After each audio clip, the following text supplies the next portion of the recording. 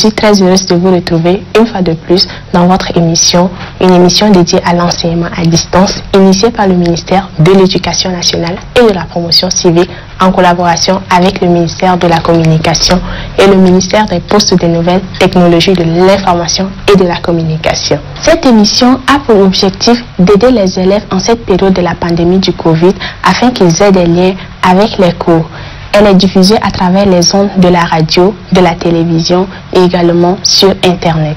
Chers élèves, nous allons suivre un cours de français destiné aux élèves de la classe de 3e aujourd'hui. Monsieur Adamou Lambreux nous va nous présenter ce cours. Le titre est les synonymes, homonymes et paronymes. Je vous invite à être très attentifs à ce cours.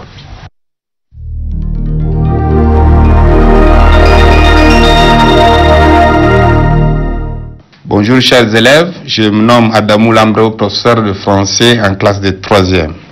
Aujourd'hui, notre leçon porte sur vocabulaire. Le thème, c'est la synonymie, l'homonymie et la paronymie. Notre objectif du cours s'articule autour des points suivants. À la fin de la leçon, vous serez en mesure d'identifier les synonymes, les homonymes et les paronymes sans vous tromper dans un texte. Employez les synonymes, les homonymes et les paronymes dans toutes les situations de communication sans difficulté. Je vous remercie. Comme annoncé, nous avions parlé de notre cours d'aujourd'hui qui porte sur la leçon de vocabulaire. En vocabulaire, nous avons la notion des synonymes. Et nous aurons le plan suivant: les synonymes en grand 1, en grand 2, les homonymes, en grand 3, les paronymes. Ainsi, les synonymes, les mots synonymes sont des mots appartenant à la même catégorie grammaticale et qui ont à peu près la même signification. Ils sont appelés ainsi synonymes. Je reprends. Synonymes, ce sont les mots de même catégorie grammaticale, mais qui ont à peu près la même signification. À ce niveau, nous parlons des synonymes. Attention, il faut retenir que il n'y a toutefois pas de synonymes parfaits, car ils ont de différents degrés de sens. Nous avons un exemple. La voiture de M. André est en panne. Il attend. Vous voyez, la voiture de M. André est en panne. Il attend. Nous avons deux mots qui nous tiennent à cœur ici dans cette phrase. On a le mot voiture. On a le mot attend. La deuxième phrase. L'automobile de M. André est en panne. Il patiente. L'automobile de M. André est en panne. Il patiente. Nous avons aussi automobile, patiente. Si nous revenons ici, voiture et automobile sont des noms synonymes. Voiture et automobile sont des noms synonymes. Alors que attend et patiente sont des verbes synonymes. Vous voyez, nous prenons aussi automobile et synonyme de voiture. Nous prenons aussi attend et synonyme de patiente. À ce niveau, nous disons que ce sont des mots synonymes. Nous avions aussi souligné que les synonymes sont toujours des mêmes classes grammaticales. Vous n'aurez jamais de synonymes.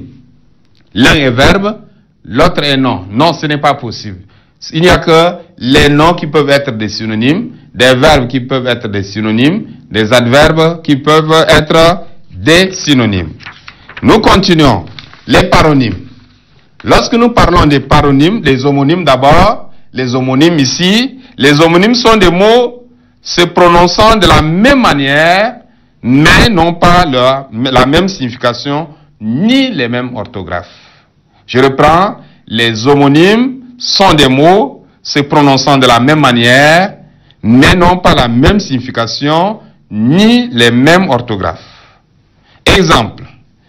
Il était une fois une vendeuse de foie qui disait « ma foi ». Vous voyez, il était une fois une vendeuse de foie qui disait « ma foi ». Je reprends la phrase.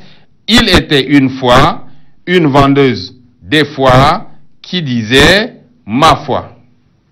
Donc ici, nous avons trois mots qui se prononcent de la même manière. Il était une fois. Ça se prononce de la même manière que une vendeuse deux fois. Le fois aussi se prononce de la même manière qui disait ma foi. Ainsi, foi, le premier fois ici est un nom féminin qui exprime la fréquence. Par exemple, je dis, je suis venu deux fois. Je suis venu trois fois. Je suis venu l'autre fois. N'est-ce pas? Qui exprime la fréquence, le retour d'un événement. Le premier fois, c'est que c'est un nom féminin qui exprime la fréquence, qui exprime, n'est-ce pas, le retour d'un événement. Le deuxième mot foi est un organe situé dans la partie supérieure qui filtre et renouvelle le son. Foi, ici, ça s'écrit F-O-I-E. On parle le foie. Or, avant, on dit la foi. Ça s'écrit F-O-I-S. Maintenant, qui disait ma foi? Le troisième foi ici, c'est F-O-I, qui désigne la croyance, la confiance. Quand on dit je suis de la foi, par exemple chrétienne, ou je suis de la foi musulmane. À ce niveau, nous écrivons le dernier foi avec F-O-I. Nous remarquons ceci, certains mots qui, de par leur forme identique, ne se prononcent pas de la même manière, mais sont appelés cette fois-ci des homographes. Ils sont appelés des homographes. C'est-à-dire, ils ont une forme d'écriture identique, mais ne se prononcent pas de la même manière. À ce niveau, nous parlons des homographes. Nous avons un exemple des homographes. Les poules du couvent couvrent les œufs. Les poules du couvent couvrent les œufs. Vous remarquez que nous avons le mot les poules du couvent. Couvent s'écrit C-O-U-V-E-N-T.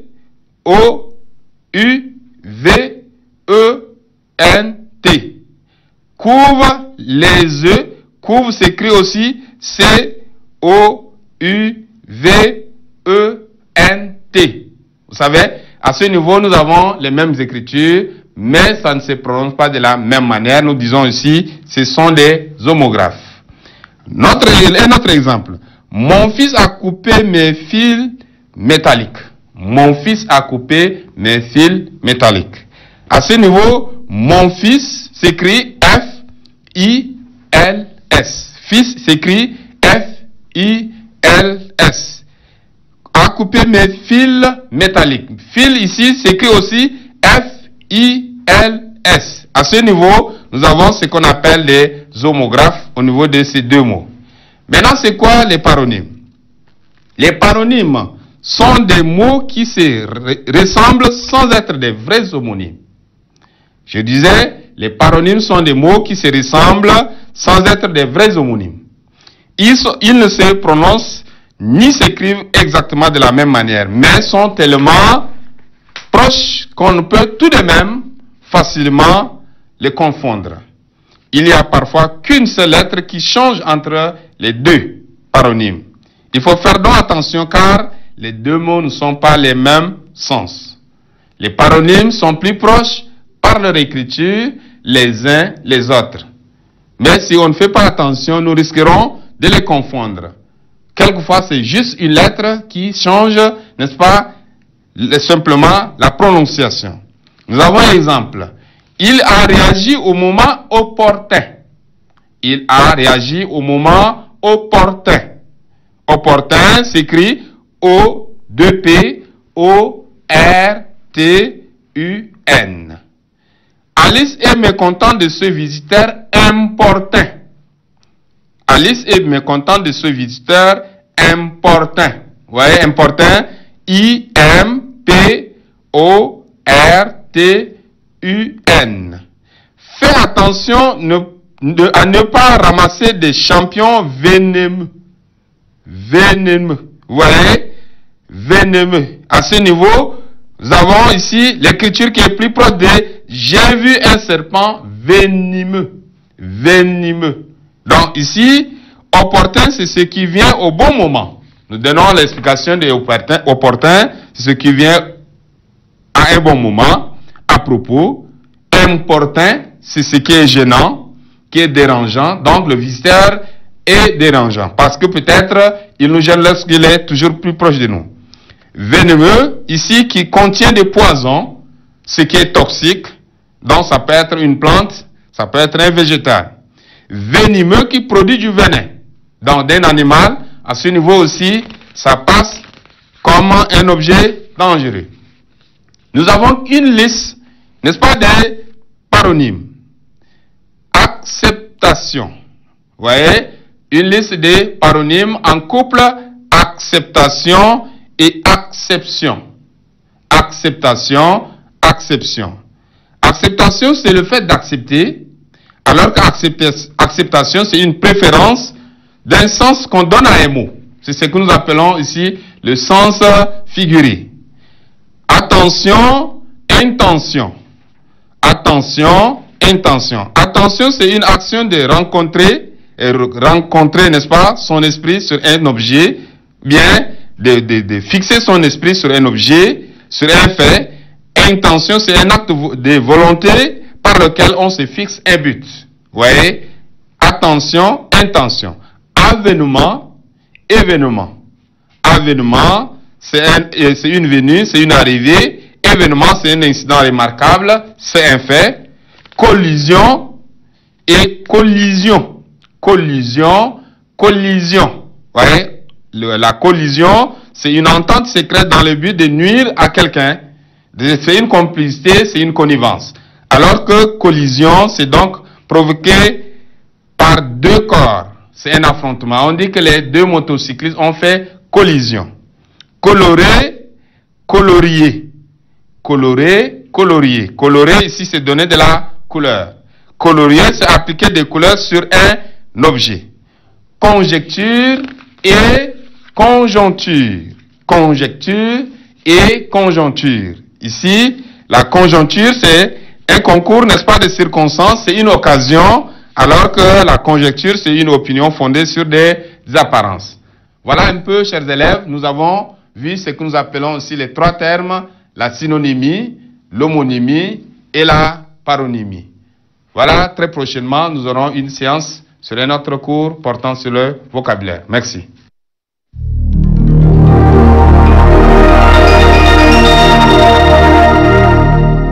Chers apprenants, je vais vous demander d'applaudir à M. Adamou Lambreo, devant votre télévision bien sûr.